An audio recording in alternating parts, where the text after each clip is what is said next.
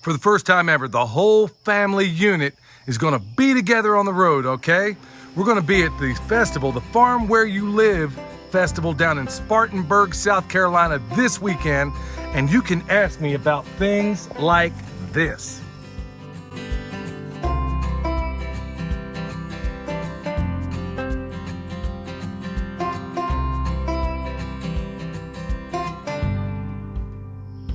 All right, y'all, busy this time of year. We just got back from that festival out there in Camden, Tennessee. Honestly, best festival I've ever been to. In fact, we're gonna touch on that a little bit, but before we get into it, we're gonna talk about independence on the homestead and how we're doing it, or better yet, self-sufficiency on the homestead.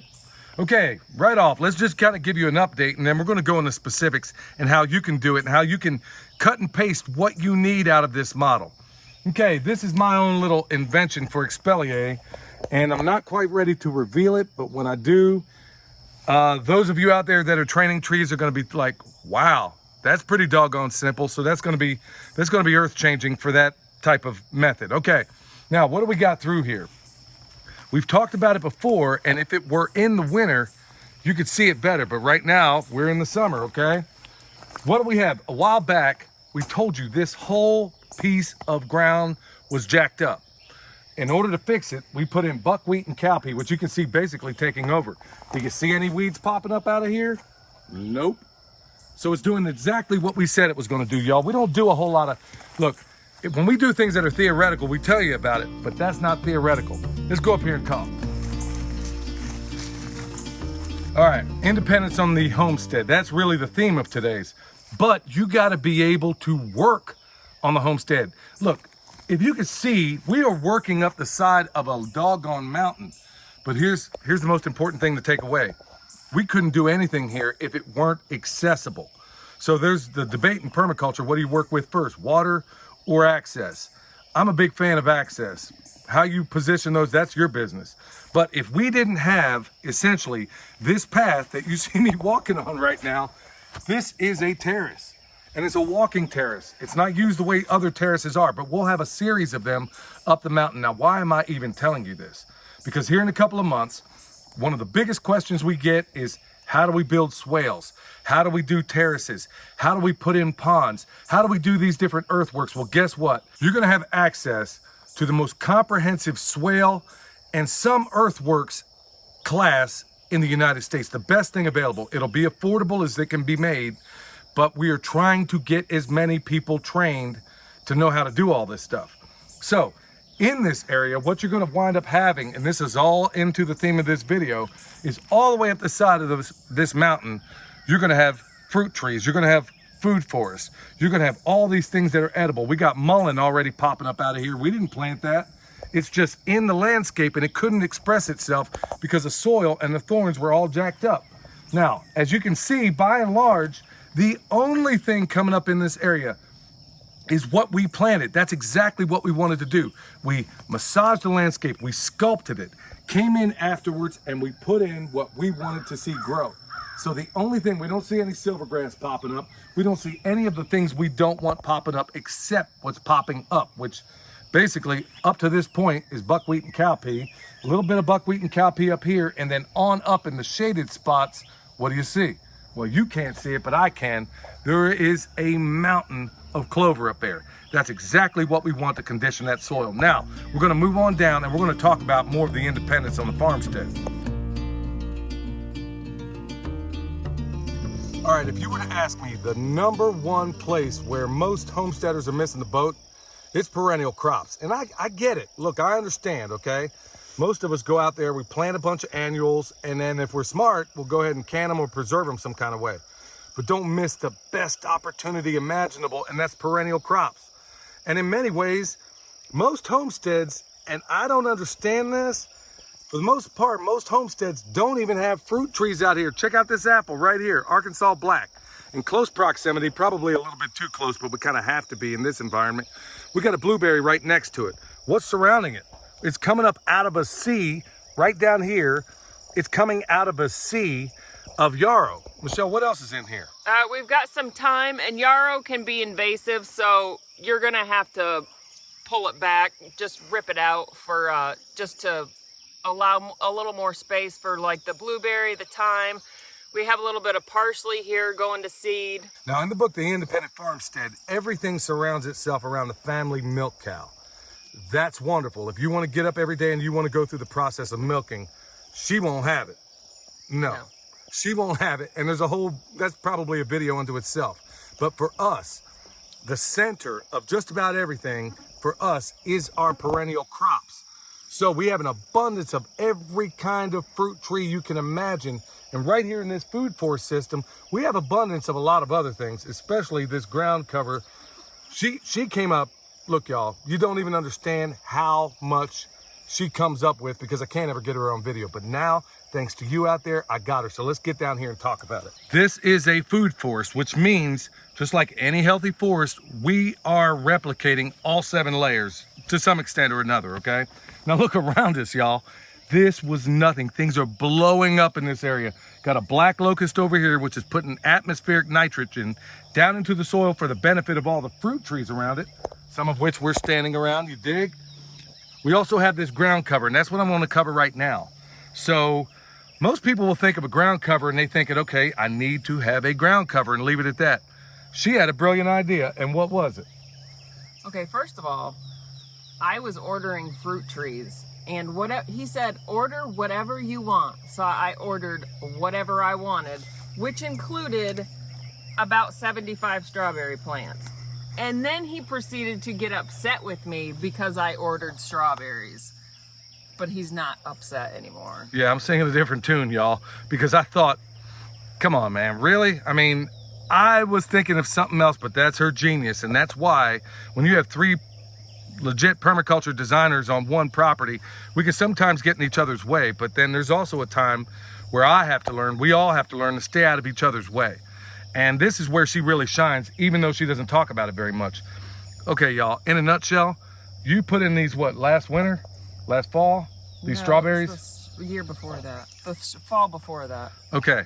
You want to know, in this one little food forest area, to date, we've probably gotten, I'm not exaggerating, y'all, 50 gallons. I would say 50 gallons, easily 50 gallons of strawberries. 50 gallons of strawberries, which is a byproduct of just good management, of just good design. How cool is that? So the strawberries are doing, I mean, what they're doing, and we're still picking. And I think they're ever bearing. So I don't think they're June. I'm pretty sure they're ever bearing. So I think they're just going to kind of keep going for a little bit. So how cool is that in terms of independence? We have so many strawberries. We had to give some away. We're running that freeze dryer day and night. And if you need one, we got a link down below. We've been running that thing day and night to try and keep up with a harvest that is just like a bumper crop on steroids. So think about what we have in this one space. We got fruit trees. They're not yet producing fruit to the extent that we'd like yet, but they're getting there. We have bushes that produce not only berries, but also beans, okay? We'll cover that in a later video.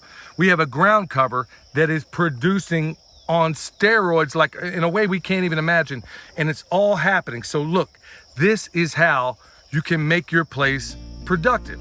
Now we're going to talk about some other stuff.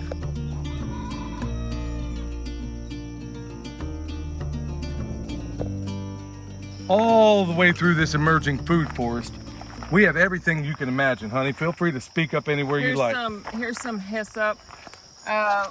We've got some marshmallow growing over here. We've got some oregano. We've got oregano, rosemary, and thyme planted around every tree. The rosemary is highly medicinal. There was a vet that said if she could have one plant for the rest of her life, it would be rosemary. So based on her, we planted rosemary everywhere because we feed it to the pigs. And we eat it a lot too. We feed it to the pigs, chickens, everything. But here's what we didn't plant. This is very important.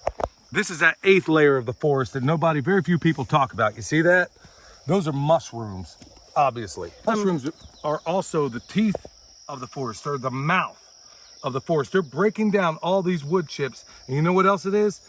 We have strongest evidence in the world that it's also the internet system of the forest. So when you see mushrooms and you see the polyculture of mushrooms and everything else going together, it's allowing this tree to communicate, this is what we think, We allow these trees and everything else within here. This provides the internet system for it. How cool is that? But it ain't gonna happen unless you put this stuff in wonderfully. And it doesn't have to be perfect, just get it in. Here's some motherwort. We've got that planted. And then behind you down here is some self-heal. Okay, so now in between in all these interstitial spots, part of this, look y'all, everything isn't going to be perfect. Okay, we're standing in one of the spots that we were using as something of a Syntropic Design. So what we have here is all the way through this path that my intrepid milk puppy is stepping on. We have sweet potatoes all through here. Now, look at how this, I don't know if you can get a sense of slope here, but it all comes down this hill, you see? So this is going right back to that. This is why one of the most important classes needed is an earthworks class, specifically a swale class. And like I said, we're going to be covering that here in about 2 months. Down the way, yeah, let's talk about this Hugel Mound and what's going on with it. We're talking about an independent homestead and how you do it. For us, the ultimate plan is that it surrounds around our fruit that we can preserve, that if it's rotten, guess where it goes to? Chickens and pigs, okay? Can we eat it? Obviously. So we're leaning more and more to perennial crops. And then you'll see an overall theme to every single, you look at our body of work and there's a preparedness component into everything we do. So folks, for the benefit of the people around you, and maybe to a certain extent our benefit, tell everybody you know about what we're doing, okay? We're not doing this for any personal gain. We're really not. We're doing this for altruistic reasons, and we have been long before anybody ever thought we were making money. And by the way, YouTube don't pay that much. So let's go on down here and check out the rest of it. As you can see, the greatest Pyrenees is taking his morning dip. That's how he rolls. So, Milk Boy, you just stand fast, my man. So as you can see, all this water comes down to what we call the love pond, okay? And as you can see, he's also getting his fair drink of it. Now behind us is this hugelkultur mound. Up here, y'all, I'll be honest with you, this thing should not even be productive right now, because when you have that much wood in a pile like that, it's robbing a lot of the nitrogen that should be supplying your plants. So we got everything in here, y'all. We got sweet potatoes rolling up out of here. We got some of that Cushal squash kicking. We got tomatoes, potatoes, some horseradish. We planted a ton of garlic in here. Radishes, I mean, these are daikons. And we have a bunch of, you name it. So it's coming around. So this is another place where we've taken a waste stream, which was all that rotten wood, piled it up, covered it up with all of the soil that came out of here. How cool is that? The independence is what we are after. So ultimately, this mound is going to be a perennial paradise. Y'all, this is where a lot of permaculture design is your biggest asset in knowing those things. So we have a mound right here, sun tracks this way. What do we have over here? Water. When you have water, there is nothing on the planet naturally that has a higher specific heat than water, meaning that it captures energy, and by and large, it holds on to it. That's why you don't boil when it gets hot out here, you dig? So we can use that to our benefit. We can take things like peaches, and we have, and plant them in close proximity to this pond, that even in the worst days, we can have the best luck out of species that honestly shouldn't belong in certain areas. Now over here, we have an Evercrisp apple. Over there, we got a pear, and it's still in design. So we have things that are in various degrees of growth all throughout here. And of course, she ain't paying. Her brain goes to mush when there's a dog around, especially one doing something he's not supposed to be doing. Milk Boy, what are you doing? Puppy? What are you doing? Oh my goodness.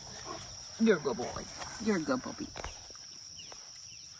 Think about how productive your landscape can be when you just don't have a single thing. That's another thing we see, y'all, and that's what we're teaching you. So even if you already have a grove of fruit trees, nut trees, or whatever, and of course she's not paying attention to anything because there's an animal poking around here. Ain't that right, Milk Black? So if you wanna get the most production out of anything, y'all, you don't need fruit trees in isolation. Look at this ground cover. Look at that, captured all that moisture. Look at this, bam. Another one just like that, and they're still everywhere, 50 gallons and counting on something. It's really a byproduct. Think about it. You want your food to be a byproduct of good design. And that's exactly what we got. Look, this is why I get so excited about this stuff. Over there, we got berry bushes, fruit, blueberries, apple, peach, pear, apricot, nut trees. I mean, you name it, all in this same spot. So you don't need to think all this stuff that you've been told about growing everything in isolation is hogwash. Do you see it in isolation in a healthy forest? You don't. You see all 7 layers in a healthy forest. But folks, if you want if you want a self-sufficient farmstead, you better start thinking outside the box. What do you think we've been providing all of this time? We're going to continue to provide it to every and anybody that will listen. Can I get an amen? Amen. Yeah. We got a heck of a choir over here, y'all. So just a little side note, look, if you want to protect your harvest from deer, it's not a panacea, but it's the best there is on the planet, and that's our bone sauce. You can find it at the website. We're going to have some other things also involving comfrey here in the near future. We're going to probably be out of comfrey until the end of summer. We're going to let this stuff grow back. Remember, we harvest, we don't rape the soil. It's not about mining, okay? It's farming. So if you need any of that, check out the website. If you need anything, we have down below from an EMP shield, which is quite useful these days. If you need a freeze dryer, you need anything else, chicken processing video, we got it all down below. But look, more importantly than any of that stuff, y'all, think about how you can use these systems to make yourself self-sufficient in these times where things are going through the roof. All right, you want this? I'll eat it. All right, y'all, till next time, this is Billy and Michelle from Perma Pastures Farm, where permaculture is my passion.